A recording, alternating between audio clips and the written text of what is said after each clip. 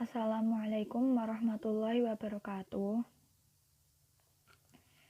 Kami dari kelompok 5 yang beranggotakan saya sendiri Dewi Putri Indahsari, NIM 20203100084. Yang kedua Deva Surya Ardiansyah, NIM 20203100089. Yang ketiga Wiwin Ivyana Safitri, NIM 20203100090.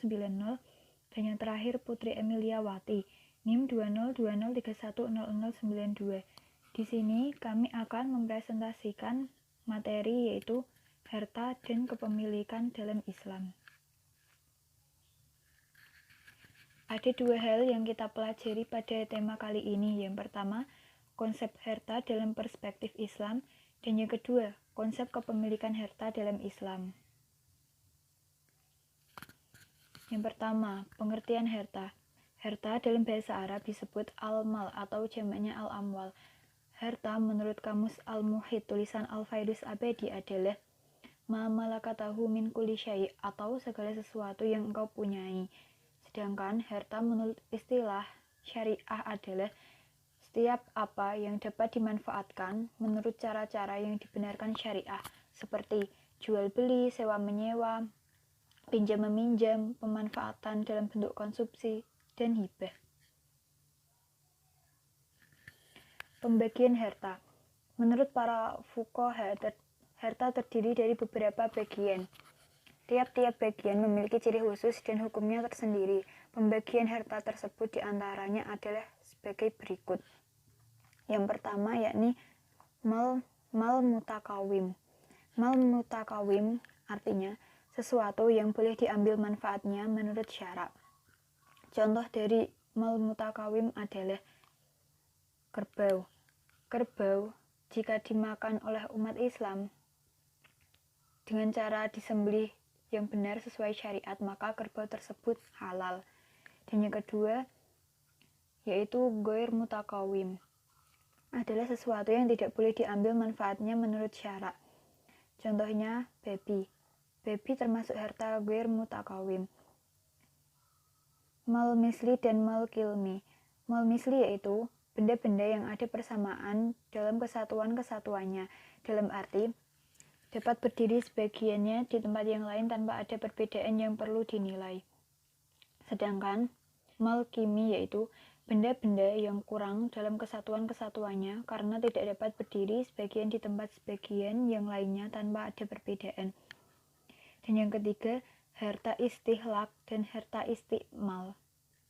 Harta istihlak yaitu sesuatu yang tidak dapat diambil kegunaannya dan manfaatnya secara biasa kecuali dengan menghabiskannya. Harta istihlak terbagi menjadi dua yaitu harta istihlak hakiki dan hakuki. Harta istihlak hakiki suatu benda yang menjadi harta yang secara jelas nyata zatnya habis bila sekali digunakan.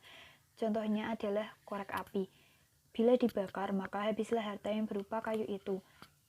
Kemudian ada istilah hakuki, yaitu harta yang sudah habis nilainya bila telah digunakan tetapi zatnya masih tetap ada. Contohnya, uang yang digunakan untuk membayar utang. Kemudian ada harta istimal. Harta istimal yakni sesuatu yang bisa digunakan berulang kali dan materinya tetap terpelihara. Kemudian yang keempat ada harta mankul dan harta ghairu mankul. Harta mankul yaitu segala harta yang dapat dipindahkan dari satu tempat ke tempat lain. Contohnya emas, perak, perunggu, pakaian, kendaraan, dan lain-lain. Kemudian ada harta ghair mankul, yaitu sesuatu yang tidak bisa dipindahkan dan dibawa dari satu tempat ke tempat lain. Contohnya seperti kebun, rumah, pabrik, sawah, dan yang lainnya. Kemudian yang kelima ada harta ain dan harta dain.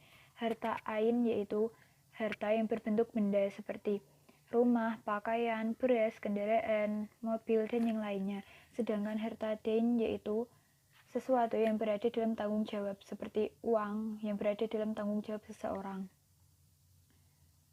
Kemudian yang keenam ada mal al-ain dan mal al-nafi'i. Harta ain yaitu benda yang memiliki nilai dan bentuk yang berwujud seperti rumah, ternak, dan yang lainnya. Harta nafi'i adalah yang berangsur-angsur tumbuh menurut perkembangan massa, sehingga tidak berwujud dan tidak disimpan. Kemudian ada harta mamluk, mubah, dan mahjur.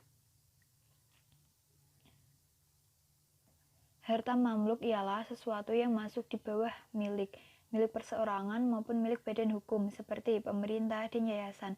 Harta mubah ialah sesuatu yang pada asalnya bukan milik seseorang, seperti air pada mata air, binatang buruan, darat, laut, dan yang lainnya.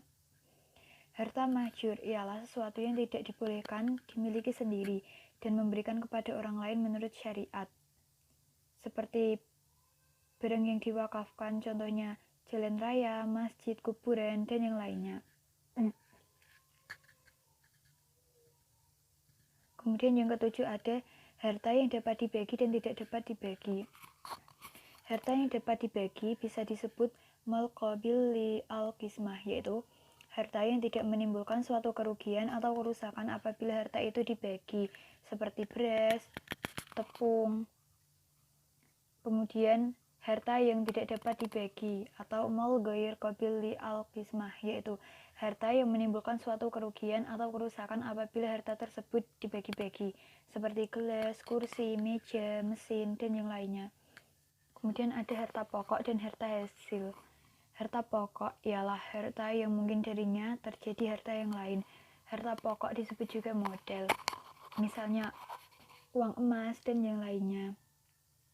Contoh harta pokok dan hasil, seperti bulu domba dihasilkan dari domba, maka domba merupakan harta pokok dan bulunya merupakan harta hasil.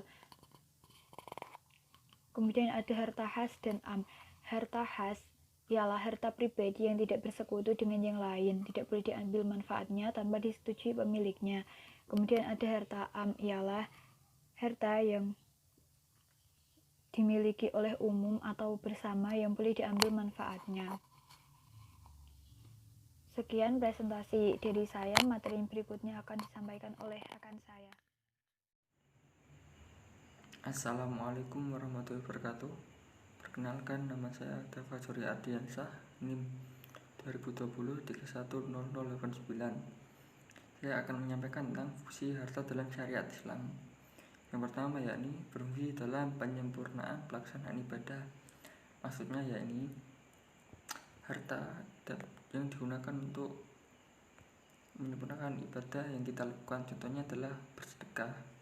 Dengan bersedekah, harta yang kita miliki menjadi bersih dan lebih berkah. Yang kedua, yakni meningkatkan keimanan atau ketakwaan kepada Allah Subhanahu wa taala dengan cara seperti tadi, yakni bersedekah.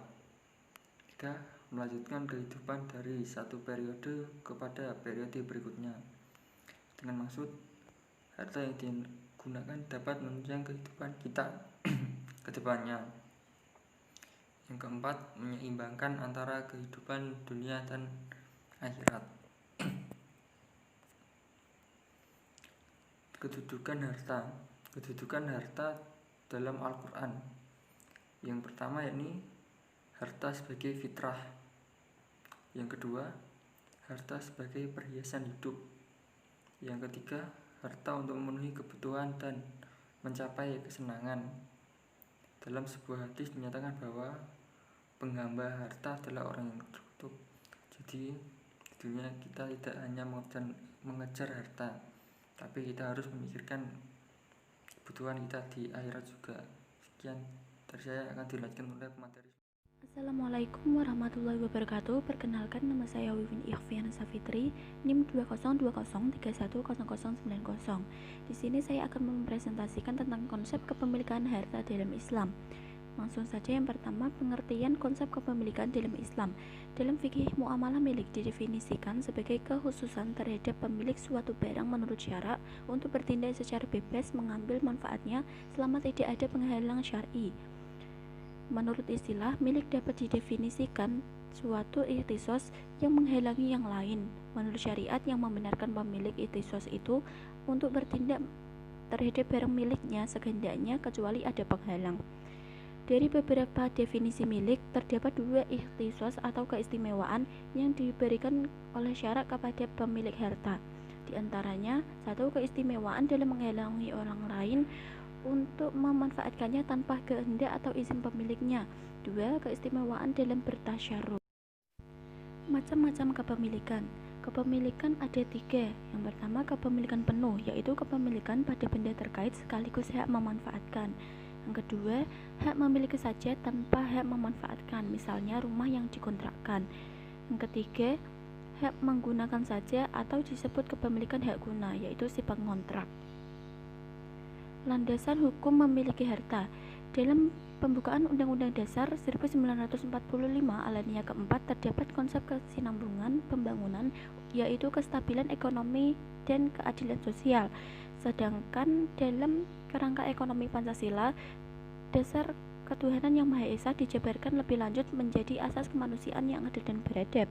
Jika diterjemahkan ke dalam konsep pembangunan, maka pembangunan pertama bertujuan menghapus kemiskinan karena tidak sesuai dengan kemanusiaan yang adil dan beradab. Untuk itu, prinsip kemanusiaan dirumuskan menjadi pasal 27 ayat 2 Undang-Undang Dasar 1945 yang berbunyi setiap warga negara berhak atas pekerjaan dan penghidupan yang sesuai dengan kemanusiaan.